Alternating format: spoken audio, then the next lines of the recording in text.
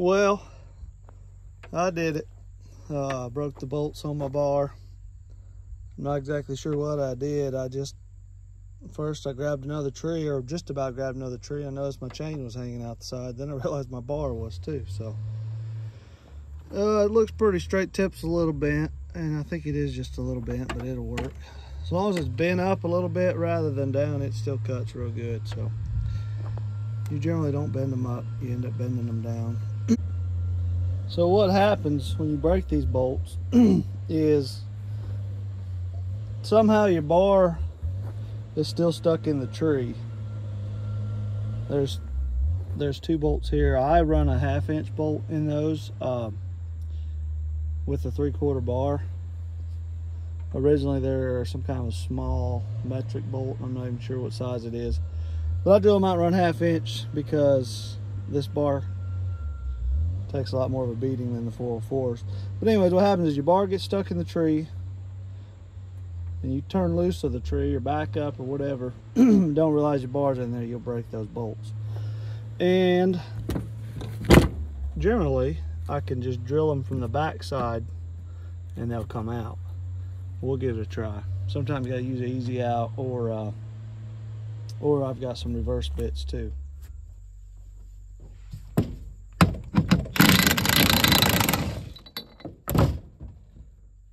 Yeah, I bent that bolt.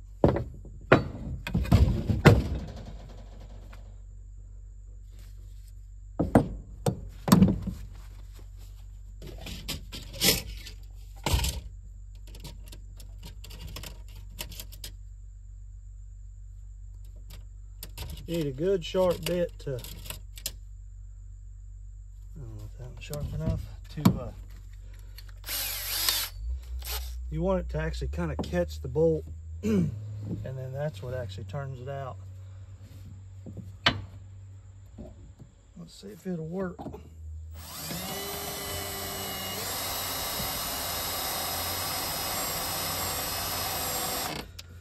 that bit is not good.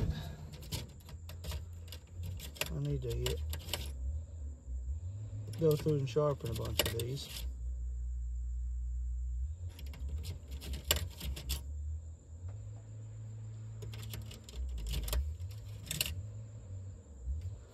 Don't know.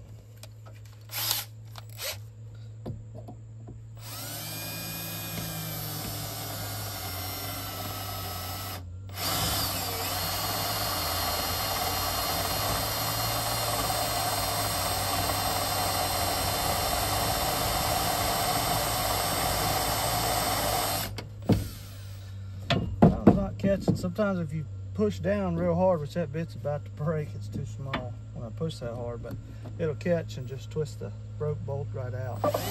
There it goes. There we go. And you just screw it out. Get the other one.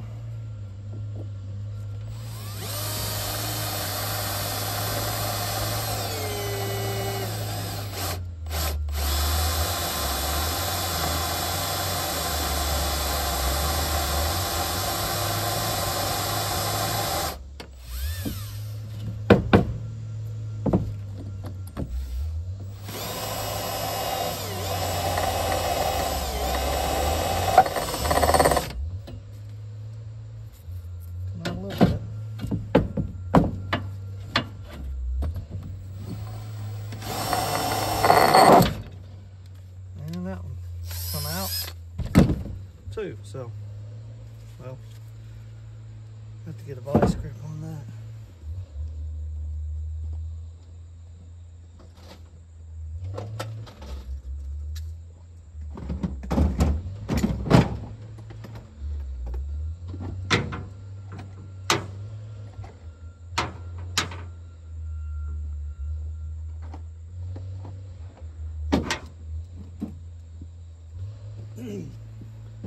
I just use a grade 5, I believe is what that is, because you do want the bolts to break rather than tear up your bar or your saw there where it turns.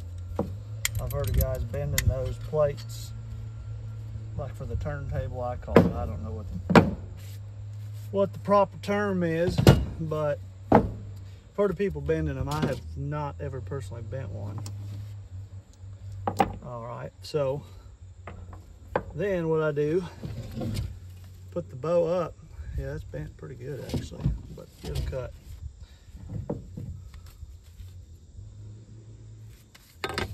Put your bow up. Put your new bolts back in and get back to cut. It's not a bad job, for sure, if you've keep some spare bolts and some tools with you. You can get it fixed in a hurry, get back to cutting. And it's always good to keep a spare bar, because sometimes or tip, you sometimes rip the tip off, or bend the bar real bad.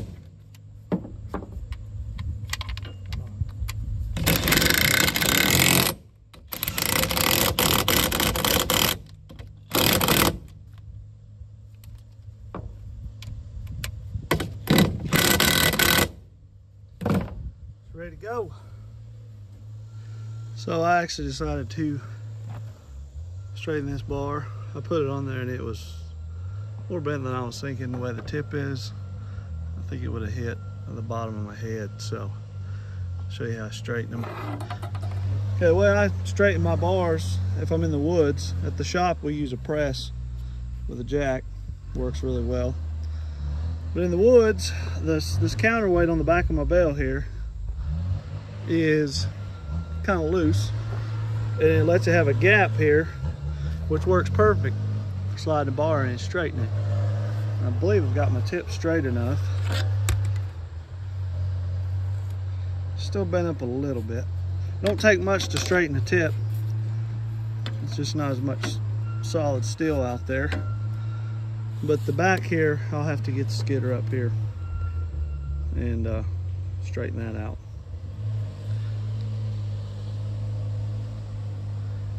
See that bow right there? I'll just stick it up in here.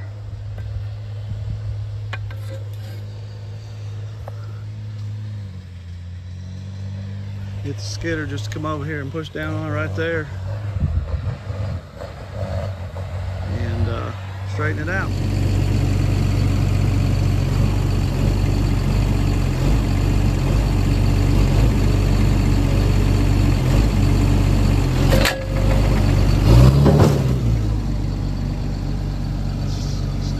Bow to it.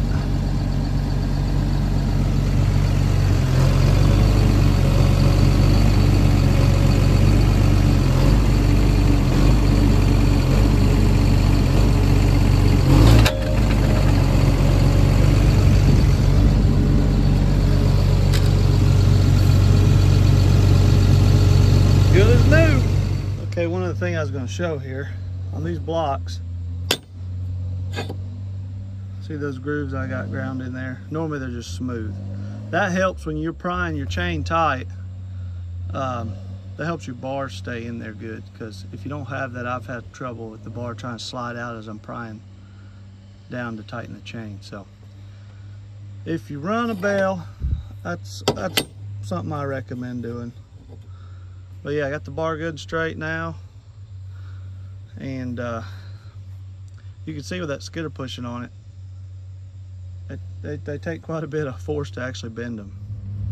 But this is where the grooves I was talking about with the grinder there in the back of this block come in handy. When you're prying down, you can just hook it in one of them grooves and pry real good without it shooting out from under there.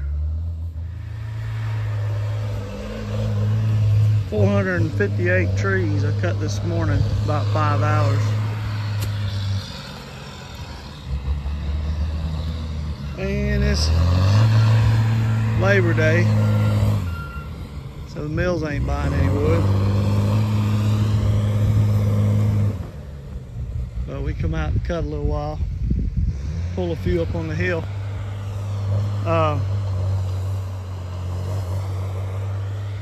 That 458 trees that takes, I think we're putting about 25 on a load.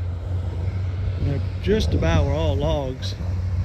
I'll have to do the math on that to figure out how many loads that is. But it's a good bit. It's a good start for tomorrow. We get back to hauling, we'll be able to keep the trucks going. But yeah, we're actually on this track helping finish it up. There was he's still out here. There's a logger out here right now that was working back in the winter out here, and it got wet on him, and he cut all the ridge tops off because they're obviously drier in the winter time. And so I've been cutting a bunch of the hills and valleys off. There's a pretty good hill down there. It ain't real long, but it drops off pretty good. So yeah, it's not just real easy cutting. There's some blown down pine trees down in some of them. I guess a windstorm come through or something. But yeah, we got several loads ready to de-limb and throw in the truck tomorrow. There's a lot of wood still on the ground down there. So I guess we're gonna call it a day, knock off early, and hope all y'all have a good Labor Day, and see you next time.